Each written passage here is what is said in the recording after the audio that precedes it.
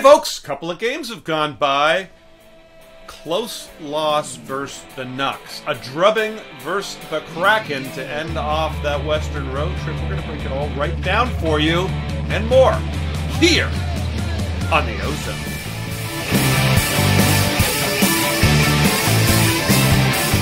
You're in the offensive zone.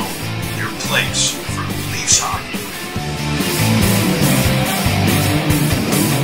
Hey folks, welcome to the OZone. That's Coach. That's Katie. I'm the Devo, and we're here to talk all things Leafs. Well, tight checking game, lots of shots for, and a loss versus Vancouver. Then a big offensive output night in Seattle to squeak out a win on a Western road trip. What'd you see, Katie? We'll talk about the power play. You know, I talk about this one a lot, and you know, I like the cross wings, but we didn't see that this last game. But I really still like the power play, and you know, I like the cross wings for the reason that you get a lot of high quality shots and you have better angles and laneways to the net. But if the hope is to score a goal on the power play, then the best that you can do as a team is get lots of shots on net. And when the Leafs struggle, it's usually because they work it around and look for the perfect chance. I thought this time they did a good job getting pucks quickly to the net, which created rebounds. So if you want to create disarray, if you want to break a box that's well structured, getting a shot through does it. It gets people turned. It gets things all over the place. People aren't in their right spots. And if we looked at both times, first goal was Matthews a shot on net, and then a rebound out to Marner to score. The second one was a slap pass right through by Spezza. You know, we retained the rebound. We got it around back to Spezza. Another slap pass in the back of the net. We had the box whirling, and we got the shots there. So I think it's exactly what we need to do. Again, I like the cross, but if we're going to do it this way, we did it the right way. We had lots of shots on net. It created more chances. We retrieved the rebounds and we scored on them, and that's an A+ if you look at the power play there. I don't think we got the greatest defensive team that we beat, but it was A+ on the power play. Yeah, okay, great point. Coach, likes? Yeah, I'm with you there, Kev. I mean, I like having guys on their off wing as well, and it's dumb not to do it. But the Leafs power play is humming at 31.5%. It's the second best in recorded history right now. Yeah. So, you know, I don't mind. I don't mind if as long as they're scoring. Also, getting lots of shots. Yes, you can take a one and done. Like you don't get that rebound and it goes back down. When you're humming at 30%, that's not a big deal. Remember last year when we struggled for about 20 games? Now that's like you got to move it around more. So absolutely, we built in a little buffer. Here's what I like. So Keefe broke up Muzzin and Hall. They're struggling again, guys. He broke them up. The prevailing thought is that Hall got moved down. I think Muzzin might have got moved down. It doesn't matter. Both those. Here's the ice time, and it's pretty even. So I do like that. I like that the last two pairs played about the same. You know, within about a minute of each other, and they didn't tax Riley and Brody that much. Now, that's going to happen in a 6-2 win, so I like that. But, guys, we ever get around to this trade deadline thing, we're going to have to address the second pair. Anyway, I like that they spread it out. I like the second line showed signs of life. I like the first line. By the way, Seattle's not very good. Their top line went up against Matthews' line. They were -4, all three of them. So that's pretty good outplaying. I like that Simmons and Spezza played over 10 minutes in that Seattle game. Simmons played 7 minutes against Calgary, 7 ineffective minutes. He had to be wondering, I rushed back for this? Yeah. Like, the guy I think he had 12 shifts. I like that they played more. And then obviously Mitch Marner. He was terrific. What a cheeky assist he is that goes down that breakaway. That was crazy. He's precocious. Yeah. No, I mean, you guys, I think, pretty much said it all. You know, another loss there against a goalie, a hot goalie. I mean, what can you say when a goalie's making that many stops? And he just looked huge in the net in that Vancouver game. I mean, there just didn't look like there was anywhere to go with the puck. And they peppered him. It wasn't for lack of trying. Interestingly enough, they and I don't know if this should be in this section, but the Leafs seem to have a pretty easy time against a not great opponent there in Seattle. But it was the first time I can remember that the Leafs didn't outpossess the other team, and they had a pretty easy win. Something to keep an eye out for there. I agree with you. I like that they could spin some lines, get some bodies in there, give everyone maybe a little bit of a rest, and it paid off. All right, what didn't you like about the last couple games on this Western road trip, Coach? So just for the guys on my beer league team that watch this, we'll put a link in the comments to the definition of precocious, which I just used there. You guys aren't going to get that. What didn't I like? I sure didn't like the ice in Seattle. What did their 15, 20 guys wipe out? It was like watching D-League hockey down here in Texas. It was embarrassing. It's a lot of snipers. A lot of snipers in the stands. That's right. That's right. They're out of ammo, for God's sake. So I had the COVID last week, as the good subscribers know. I got a chance to catch up on my reading. What a delightful read this was. Betty White, here we go again. I mean, she was a long-time pod subscriber. Yeah. We miss her. We miss her.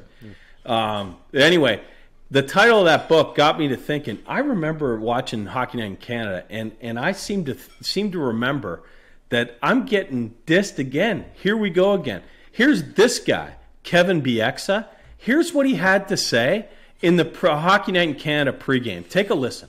Yeah, well, a lot of coaches have a saying, don't give any freebies. And what that means is don't give the other team something that they haven't earned. And there's a little bit of a trend here with the Leafs on faceoffs because I think faceoff goals against are preventable. We see Sandy, we're going to pick on him a little bit, and Marner here. He does not need to leave the front of the net. He needs to hold his position, stay patient, wait for everything to work itself out because Liljegren gets his feet tangled and goes down. And Sandin should naturally inherit Kreider there, as should Marner, but certainly he shouldn't be left alone in front of the net. That's a mistake on coverage right there.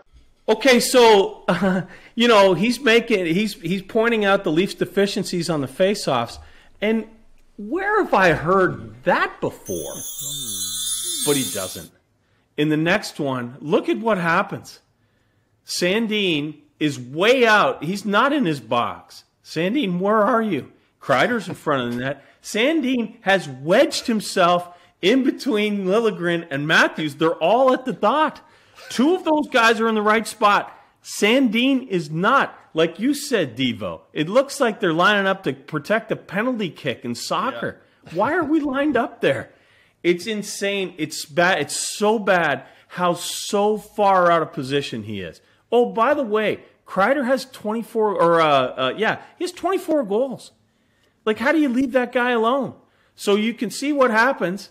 Half a second later, the D-man finds him. Campbell makes the first save, but what's Campbell thinking? Yeah, I don't think Rasmus likes me. Look at him. He's still way over there. Same with Liljegren. I don't think Rasmus likes me because I'm going to wear a dash on this. Like, okay, Bieksa did that on Saturday. That clip of mine is from January 21st, episode 29. I've had that for almost a month. When is this going to end? This is ridiculous. The media, the hockey media, is stealing my information. Get your own takes, guys. I'm telling you, our subscribers will not take it. I'm calling for all subscribers, certainly the Canadian ones. You know who you are. You're a small group. We are boycotting Hockey Night. We're not watching it. We're not giving Kevin Bieksa any props until we get hometown hockey and Tara Sloan down here to South Lake, Texas, where I am. And if that's too far, we would take Paducah, Kentucky. But enough! Enough is enough. Get your own takes. All right. Well, other than big hockey stepping on Coach's toes, KD, what didn't you like? Well, some of you may know I had a bit of a meandering university career. Many who take that long to get out of university are called doctors. But I did take a number of courses that I like, two especially philosophy and psychology, though my marks would confirm that. But there was a guy about 2,500 years ago, a pretty smart guy named Aristotle, who said, "We are what we repeatedly do. Excellence, then, is not an act, but a habit." Now, we fast forward that, about 2,300 years to I think a Russian, Ivan Pavlov, and his hungry dogs. And he taught us that you can create habit with both positive and negative reinforcement. And this is a really brainy show, eh, Scotty? But The what Fort Worth like, Hawks. The Fort Worth Hawks are completely lost. I can't wait to see Bieksa try this one. So if we're talking about habit and creating good habits and be ready for the playoffs, the one thing I don't like about the last, call it a week and a half, 2 weeks, and coach brought this up last game when we were watching, is the games that the Leafs are actually maybe should be losing, or at least really struggling with their winning. And the games actually they're doing a lot more right. They've been losing recently. So the one thing I don't like is that this topsy-turvy world. I know it's hockey and it happens, and hopefully it's a small sample size, but I think the Leaf core are young, impressionable players who are still learning to play the right way, still learning to play effective winning hockey. And I want them, when they do things right, to be rewarded, and when they do things wrong, to pay for it. And at the moment, we're not getting that. So hopefully we kind of get back to doing more right and let them get rewarded there. When they make mistakes, they get penalized for it. And I think it will build a better team come playoff time. As you know, I like to talk about this team being ready for the playoffs, and I think we want to build a habit so that they're there and ready to go. And I like the games to follow what the team is actually Yeah, that's a great doing. point, Kev. I mean, as I was saying in the previous section there, the Leafs really outshot and outpossessed the Canucks, and they weren't rewarded. And then they were actually, the puck was somewhat in their end. They were boxed in quite a lot against the Kraken, and actually had a fairly easy win when it was all said and done. So I think that's a great point. Listen, folks, this is when we start to lay it here right on the line here at the OZone, and we're going to make a few predictions about what is going to happen. Next up, the Leafs are at home in the Scotia Centre, which may actually have some fans in it. That's exciting. Penguins, coach, what's going to happen? Well, I predict that I'm not going to be like Pavlov's dog and drool all over the place. I might take care of that here. But that was brilliant, Kev. That was good stuff. Okay, so Liljegren gets sent down. Looks like Dermott's going to play tomorrow, and they made room for bringing in Adam Brooks. That's interesting. I'm not sure about that. I'm not sure why. I think there's something else afoot. Yeah. I think we might see even maybe just a minor, but a move here in the next few days. That one on its own doesn't add up. But so if Dermott plays, I'm going to say he plays less than 12 minutes, and it's just going to underscore the fact that they don't trust him and they have to do something there. I hope I'm wrong. I hope he has a good game. I hope he plays 15 minutes and everybody's okay. But I'm going to call a 3-0 win against Pittsburgh because I'm rooting for my guy Soupy. He is back in against the Penguins, and aside from a soft one, he had a good game against Seattle. I'm hoping he can build on it. All right, KD, what's going to happen? Well, again, it's Pittsburgh, and Pittsburgh's giving them lots of trouble. Pittsburgh plays that playoff style. They're good, especially on transition, and Toronto's been weak on that. We made mistakes. One thing we have done is turn a lot of pucks over on the other team's blue line. So I'm calling for them to clean that up and take down Pittsburgh 3-2. My other maybe prediction would be that the Leafs actually do make a move before we do our trade deadline podcast. Right. We'll be welcoming in a new bud. Well, listen, I'm with you, Kev. I think there's going to be a lot of talk and a lot of tape about some of those last games against Pittsburgh. I think there's going to be a lot more dump and chase. We've seen that a little bit, especially out of the third and fourth lines of late. I think we're going to see a tight checking game. I think a Leafs win 2-1 in overtime, and you guessed it, 88 scores it. There you have it, folks. Hit the like button. Listen. Ring that little bell. We love having you here with us, right here on the OZone.